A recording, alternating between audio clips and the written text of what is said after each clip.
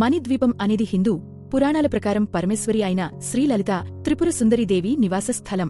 దీనిని సర్వలోక శిఖామణి అని, వైకుంఠం లేదా కైలాసం కంటే కూడా అత్యున్నతమైన లోకమని దేవీ భాగవతం వివరిస్తుంది. మణిద్వీపం అంటే ఏమిటి? అది ఎలా ఉంటుంది? మణిద్వీపం అంటే మణులతో నిర్మించబడిన ద్వీపం. ఇది అమృత సముద్రం మధ్యలో ఉంటుంది. ఈ లోకంలోకి ప్రవేశించాలంటే కేవలం పుణ్యం మాత్రమే సరిపోదు, అమ్మవారి పట్ల అచంచలమైన భక్తి ఉండాలి. ఈ ద్వీపం చుట్టూ అనేక గోడలు ఉంటాయి. ఒక్కో ప్రాకారం ఒక్కో లోహంతో లేదా రత్నంతో నిర్మించబడి ఉంటుంది. ఇక్కడ ఎప్పుడూ వసంతకాలమే ఉంటుంది. ఇక్కడి చెట్లు కోరిన కోర్కెలు తీర్చే కల్పవృక్షాలు. గంధర్వులు, సిద్ధులు, కిన్నెరులు ఎప్పుడూ అమ్మవారిని స్తుతిస్తూ ఉంటారు. అన్ని ప్రాకారాల మధ్యలో చింతామణి గృహం ఉంటుంది.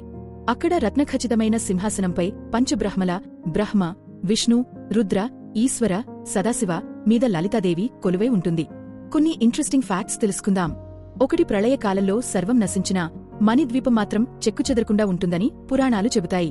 బ్రహ్మ, విష్ణు, మహేశ్వరులు కూడా అమ్మవారిని దర్శించుకోవడానికి ఇక్కడికి వస్తుంటారు.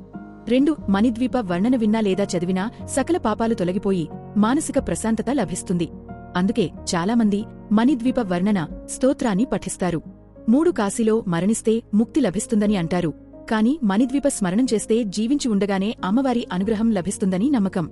4 ఒక కథనం ప్రకారం మణిద్వీపంలోకి ప్రవేశించే పురుషులందరూ స్త్రీ రూపం పొందుతారని లేదా స్త్రీ తత్వాన్ని కలిగి ఉంటారని చెబుతారు. ఎందుకంటే అక్కడ ఏకైక పరమపురుషుడు సదాశివుడు, కామేశ్వరుడు మాత్రమే. 5 మణిద్వీపంలోని ఒక్కో ప్రాకారంలో ఒక్కో రకమైన శక్తులు, అనిమ, మహిమ వంటి అష్టసిద్ధులు కాపలాగా ఉంటాయి. 6 ఇక్కడ నీరు సాధారణమైనది కాదు. పాలు, పెరుగు, నెయ్యి, తేనె మరియు ద్రాక్ష రసంతో నిండిన నదులు ప్రవహిస్తాయని దేవీ భాగవతంలోని 12వ స్కంధం వివరిస్తుంది.